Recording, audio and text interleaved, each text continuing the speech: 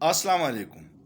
कश्मीर में हमने देखा है कि रियासती जबर इतना ज़्यादा है कि लोगों पे झूठे एफआईआर दर्ज करवाए जाते हैं, लोगों को लापता किया जाता है, कानून को बिल्कुल घर की लोंडी बनाया हुआ है, मीडिया पे पाबंदी है, इंटरनेट बंद है और कश्मीर अमली तौर पर एक पिंजरे के मानंद है।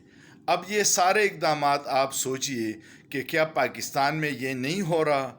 लोगों पे झूठे पर्चे हो रहे हैं, यूट्यूब बंद है, मीडिया पे ब्लैकआउट है, तो क्या हमारी हालत कश्मीर से मिलती जुलती नहीं है? ये नाअहल हुकूमत और उनके सहूलतकारों की वजह से पाकिस्तान पूरी दुनिया में बदनाम हो रहा है।